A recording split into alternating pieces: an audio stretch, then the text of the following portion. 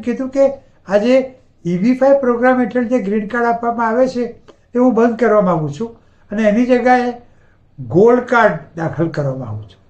Gold કાર્ડમાં તમારે અમેરિકાની સરકારને $50 લાખ આપી દેવાના.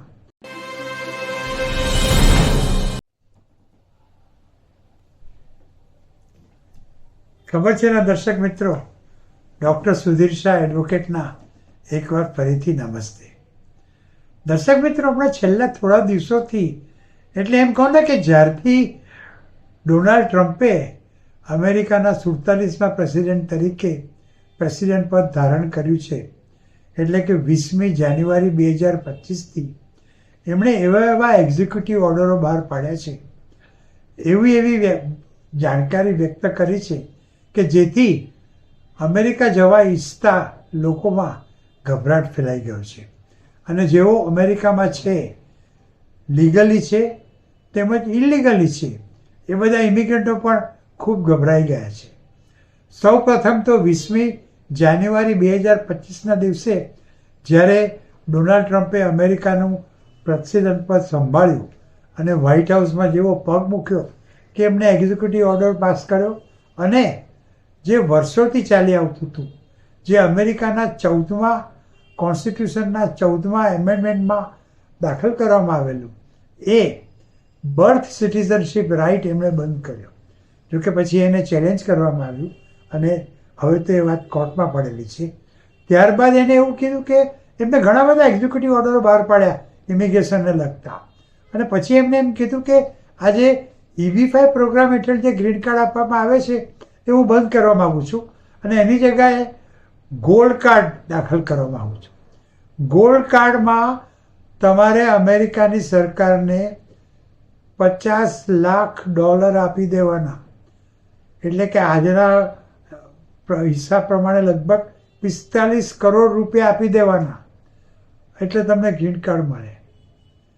એટલે આ હજુ કાયદો આવ્યો નથી, એક્ઝિક્યુટિવ ઓર્ડર પાસ નથી કર્યો, પણ એમને એવી ઈચ્છા દર્શાવી છે, એટલે બધે હાહાકાર થઈ ગયેલો છે.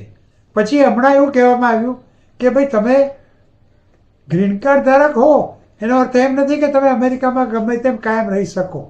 ગ્રીન કાર્ડ ધારક હો તો પણ અમે તમારું ગ્રીન કાર્ડ છીનવી લઈ શકીએ છીએ. જો તમે કે અમેરિકાને વિરુદ્ધ કંઈ કામ કરો, અમેરિકા જેની જોડે સારા સંબંધો ધરાવતી ન હોય, જેની જોડે યુદ્ધમાં હોય, તો એવા દેશોનો તમે જે પ્રમોટ કરો તો તમને ગ્રીન કાર્ડ તમારું પાછું ખેંચી લેવામાં આવશે. તો આવા બધા કારણોને લીધે અમેરિકામાં ગભરાટ ફેલાઈ ગયો છે. જે લોકોના અમેરિકન સપના છે એમની ઊંઘ જ ઉડી ગઈ છે. લીગલી તો ઇલીગલી તો ઠીક, પણ જે લોકો લીગલી ત્યાં રહે છે એ લોકો પણ ગભરાઈ ગયા છે.